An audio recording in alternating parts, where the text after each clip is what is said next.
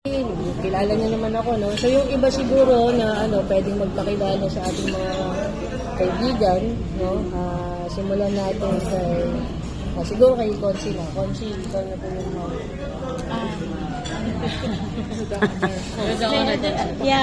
thank you everyone. Nandito lang naman talaga ako to support. Yung una dapat yung MOA signing natin. Pero since hindi naman nag-proceed yung MOA signing, I'm sure eventually in the future mag-proceed yun. Bilang chairperson ng Committee on Cultural Communities and Religious Affairs, I'm here to support yung mga activities and mga future projects na pinaplano, of course, headed by si Boss RJ at ang kanyang mga iba't ibang grupo. Hindi ko nasasabihin lahat kasi maraming iba't ibang grupo to. And of course, syempre, thank you rin sa Kiwanis Club and sa lahat ng partners natin. Ako naman, sa opisina ko and from my committee, I'm here to support lahat ng mga proyekto natin, lalo na yung mga projects na makakatulong sa ating mga indigenous peoples.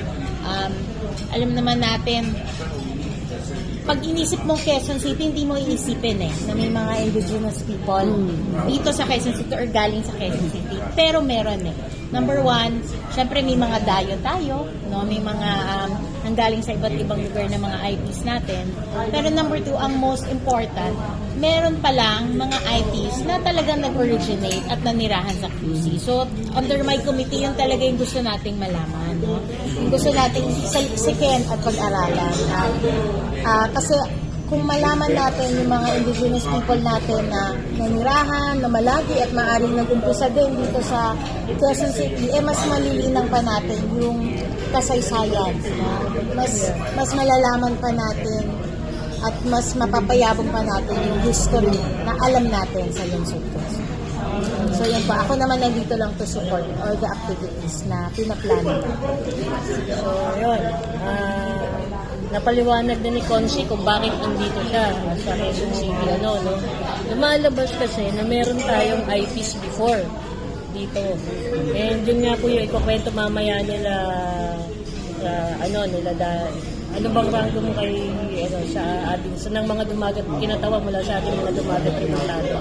So sila yung mag-e-explain paano from here Quezon City medyo natulak pa itaas yung mga IPs natin. So ngayon naman introduce ko sa inyo yung isa sa kasamahan ko, si Jennifer from Kiwanis Club of Quezon City Golden Hearts Jewels.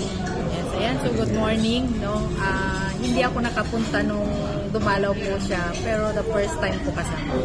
I am Jennifer Tamlong. I am from QC, Barangay Holy Spirit po. And I've been with RJ dito sa Indigenous People Support for the last 3 years.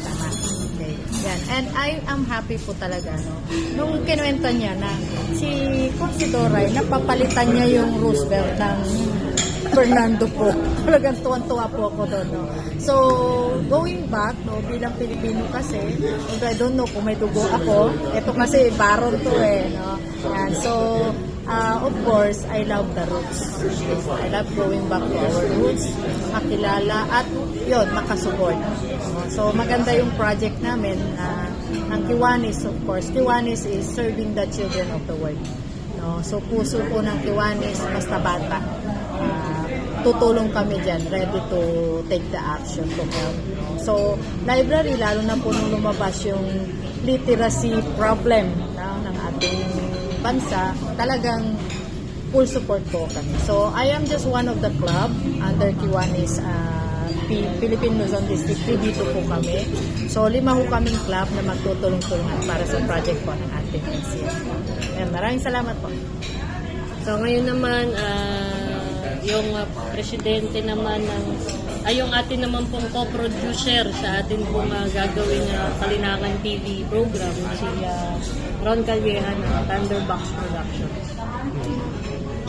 Magandang umaga po sa si Ron, isang artist, songwriter, busker din, and composer.